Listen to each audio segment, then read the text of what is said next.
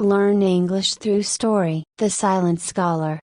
In the ancient city of Alexandria, where the scent of the Mediterranean mingled with the whispers of scholars and merchants, there lived a man named Harun. Harun was not wealthy nor particularly influential, but he possessed an insatiable thirst for knowledge. His modest home was filled with scrolls and books, and his days were spent in the grand library of Alexandria, poring over texts and engaging in debates with the city's finest minds.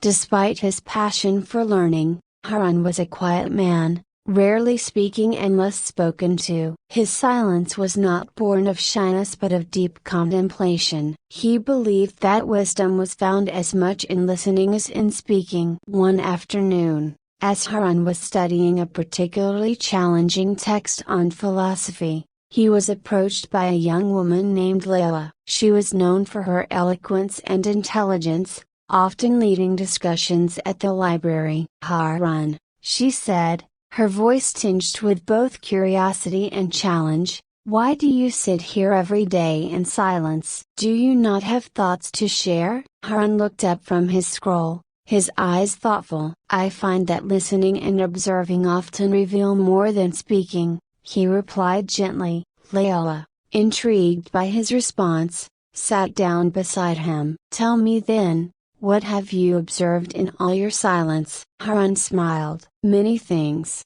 Layla. I have learned that knowledge is vast and ever-growing, and that true wisdom lies in understanding our limitations. I have seen how words can inspire and also how they can wound. Silence, on the other hand, allows space for reflection and insight." Layla nodded, pondering his words. "But surely there is value in sharing knowledge, in teaching others." "Indeed," Harun agreed. "And there is also value in knowing when to speak and when to remain silent. Sometimes, the greatest teachings come not from words, but from actions and presence." Their conversation was interrupted by a commotion at the library entrance. A group of soldiers marched in, led by a stern-looking captain. "By order of the pharaoh, all scholars must present themselves for questioning. We seek the traitor who spreads dissent through forbidden texts," the captain declared. The library fell silent. Harun's heart raced. He knew of the forbidden texts,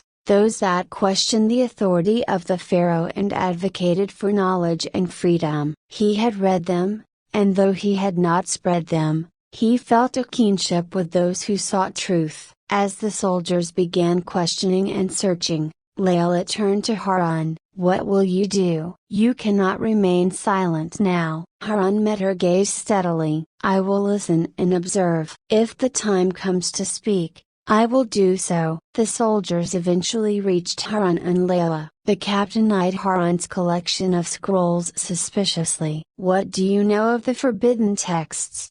he demanded. Harun's silence spoke volumes. The captain's eyes narrowed. "You are hiding something. Speak, or you will be taken to the dungeons." Layla stepped forward. "Captain, Harun is a man of knowledge and peace. He seeks only to understand the world, not to defy the pharaoh." The captain ignored her, focusing on Harun. "I will ask once more. Do you possess or have you read the forbidden texts?" Harun took a deep breath. He knew that to admit the truth could mean imprisonment or worse, but to lie would betray his principles. "I have read them," he confessed calmly. "But I have not spread them. My only crime is seeking knowledge." The captain ordered his men to seize Harun. As they dragged him away, the library erupted in protests. Scholars and students alike decried the injustice, their voices a rising tide against oppression. In the dungeons,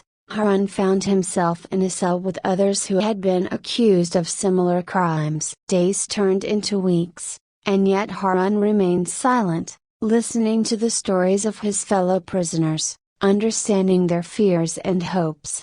One night, a figure appeared at his cell door. It was Layla, her face determined. "We cannot let this injustice stand. The scholars are planning a protest, but we need a voice of reason, someone who commands respect through their wisdom and silence. Will you help us, Harun? Harun nodded. If my voice can bring about change, I will use it. The next day, the scholars and students gathered outside the palace, their numbers swelling as word spread. Layla stood at the forefront, her voice strong and clear. We demand the release of those imprisoned unjustly. Knowledge is not a crime. Seeking truth is not treason. The pharaoh's advisors urged him to dismiss the crowd, but he sensed the unrest growing. Reluctantly, he agreed to meet with a representative. Harun was brought before the pharaoh, flanked by guards but standing tall and composed. "You are the silent scholar,"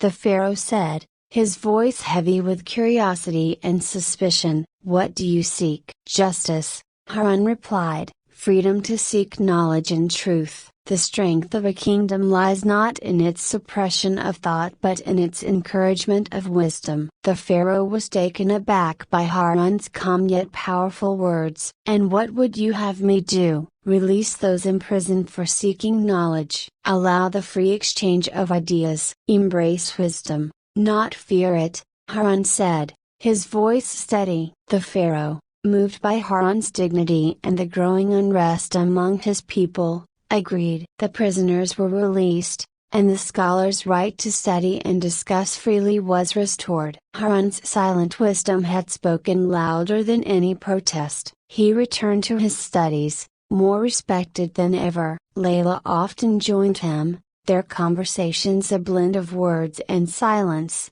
each teaching the other in different ways. The city of Alexandria flourished as a center of learning and tolerance, a testament to the power of quiet conviction and the belief that true wisdom comes not from speaking often, but from listening deeply. I hope you enjoyed the story. If you enjoyed, then please like and share this video and don't forget to subscribe our YouTube channel. Thank you for watching.